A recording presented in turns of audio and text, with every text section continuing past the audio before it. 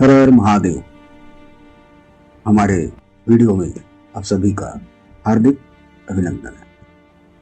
मैं चलूंगा लेकर के आप लोगों को एक ऐसी यात्रा पर जहां 5 ज्योतिर्लिंग एक साथ जुड़े हुए हैं। जरा आंखें बंद कीजिए, कल्पना कीजिए, बर्फ से ढकी चोटियां, हवा में गूंजता ओम,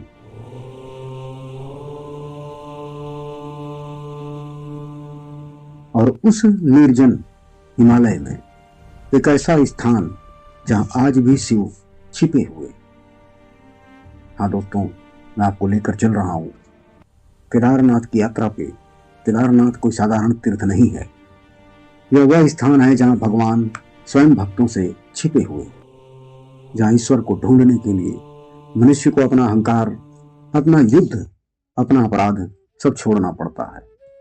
आज मैं आपको केदारनाथ की केवल यात्रा नहीं कराऊंगा, आज मैं आपको उस रहस्य में ले चलूंगा जहां पाप भी तपस्या बन जाती है और जहां युद्ध भी प्रार्थना बन जाती है, जहां शिव स्वयं कहते हैं अब बहुत हुआ, अब मैं प्रकट होता हूं। और यही वह स्थान है जहां से 5 केदार जुड़े हुए हैं। केदारनाथ, तुंगनाथ, रुद्रनाथ, मदमहेश्वर और कल्पेश्वर। हमारे वीडियो में लास्ट तक बने रहिएगा, जानेंगे कैसे केदारनाथ जी की उत्पत्ति हुई। यह वह समय की बात है, महाभारत समाप्त हो चुका था, धर्म की जीत हुई थी, लेकिन पांडव के हृदय में शांति नहीं थी। युधिष्ठिर धर्मराज सिंहासन पर बैठे थे, पर रातों को सो नहीं पाते थे। बेचैनी, परेशानी, भीम जिसकी गदा से हजारों टूटे, हजारों को उन्होंने मारा, आज अपने ही हाथों में गदे को देख करके कांप जाता।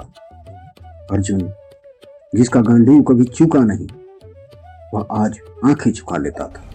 और द्रौपदी जिसके अपमान का बदला लिया गया था, आज वही द्रौपदी पूछती थी क्या यह सब आवश्यक था।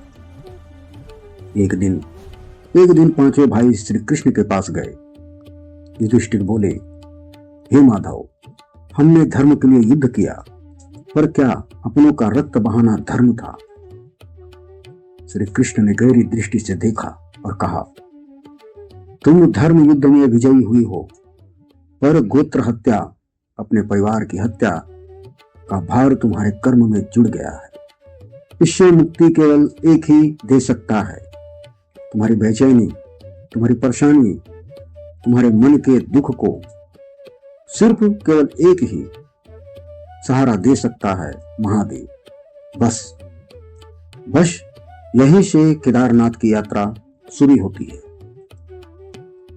कुछ समय व्यतीत होने के बाद एक दिन पांडवों के पास समाचार आया। वह समाचार जो पांडवों को अंदर से तोड़ दिया। रही सही उनकी हिम्मत भी खत्म हो गई। समाचार यह था कि श्री कृष्ण ने देह त्याग दिया, जिसने युद्ध में मार्ग दिखाया, जिसने हर भ्रम को हमारा तोड़ा, हर रास्ते का जो सहारा था, आज वह नहीं रहे। तब पांडव समझ गए, अब कोई हमारा सहारा नहीं, अब केवल शिव ही है। अपने पुत्र परीक्षित को राज्य सौंप करके राजसी वस्त्र त्याग गए और हिमालय की ओर एक मौन यात्रा शुरू की। यह यात्रा साधकों, दोस्तों, यह यात्रा पैरों की नहीं थी। यह यात्रा उनके आत्मा के ऊपर बैठे बोझ की थी। चलते चलते सबसे पहले पहुंचे काशी, शिव की पावन नगरी काशी, शिव की नगरी काशी। पर शिव वहां नहीं थे, क्योंकि जहां जहां पांडव पहुंचे, शिव वहां से अंतर्ध्यान हो जाते थे। क्यों? क्योंकि जहां जहां वह गए, वहां शिव जी के दर्शन उनको नहीं हुए। वे कई अन्य तीर्थ स्थलों पर गए, लेकिन जहां जहां पांडव पहुंचते, शिव जी वहां से अंतर्ध्यान हो जाते थे। अंत में पांडवों की खोज उन्हें हिमालय के केदार क्षेत्र तक ले आई। भगवान शिव पांडव की भक्ति और दृढ़ता को जानते थे। लेकिन वे युद्ध के नरसंहार से रुष्ट थे, इसलिए वे पांडवों से मिलना नहीं चाहते थे। पांडवों को आता देख शिव जी ने बैल नंदी का रूप धारण किया और पशुओं के झुंड में छिप गए जहां अन्य बैल थे। असामान्य बैल हजारों पशुओं के बीच भीम ने देखा, परंतु वह उन्हें कैसे करें, कैसे शिव को पाएं। अतः भीम ने दोनों पर्वतों के बीच पांव फैलाया। सभी पशु निकल गए, पर वह बैल नहीं रुका, न झुका, वह नहीं आया दोनों पैर के नीचे। भीम पहचान गए यह महादेव है, और तभी भीम को देखते ही शिव धरती में समाने लगे। भीम दौड़े, महादेव महादेव पुकारते हुए दौड़े। भीम ने पीछे का भाग पकड़ लिया। भीम ने उस बैल के उस कुबड़ को पकड़ लिया जो आज केदारनाथ के नाम से प्रसिद्ध है। केदारनाथ का शिवलिंग त्रिकोणाकार है, क्योंकि यह बनाया नहीं गया है, यह प्रकट हुआ है। यह बैल की पीठ है, यह तपस्या का प्रतीक है। यह कहता है जो मुझे पाना चाहता है उसे संघर्ष स्वीकार करना होगा।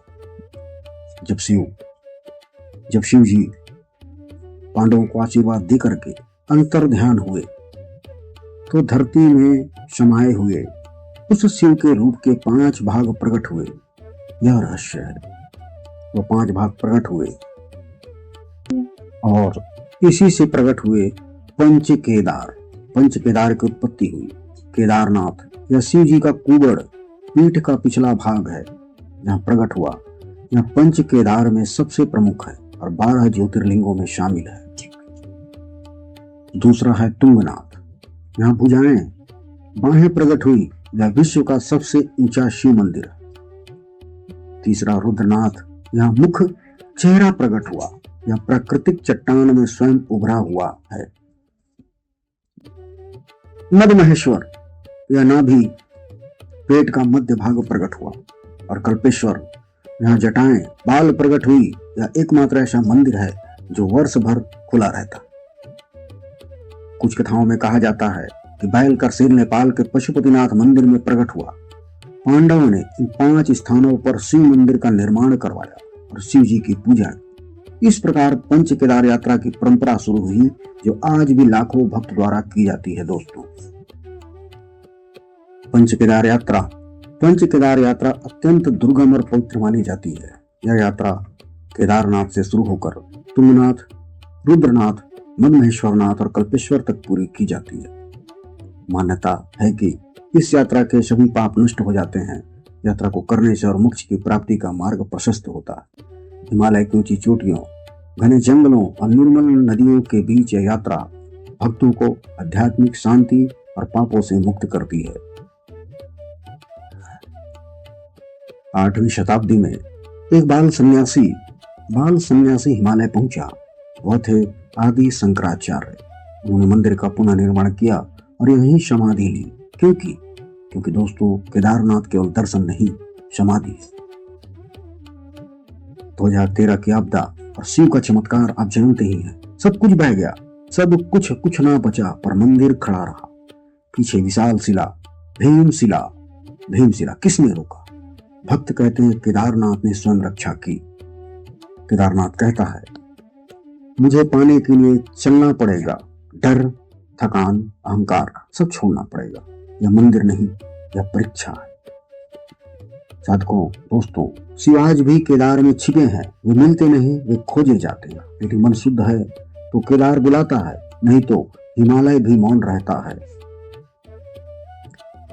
केदारनाथ का शिवलिंग स्वयंभू है, अर्थात प्रकृति द्वारा निर्मित।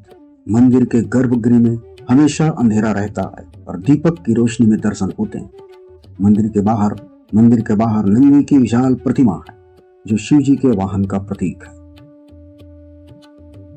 केदारनाथ और पंच केदार की कथा हमें सिखाती है दोस्तों, जाते हैं पांडवों की तरह यदि हम अपने कर्मों का प्रायश्चित करें और शिव शरणागत हों तो सभी पापों से मुक्ति मिल सकती है। यदि आप कभी पंच केदार की इस रहस्यमय यात्रा पर जाते हैं तो जरूर पंच केदार की यात्रा करें। हर हर महादेव, जय गुरुदेव महाराज।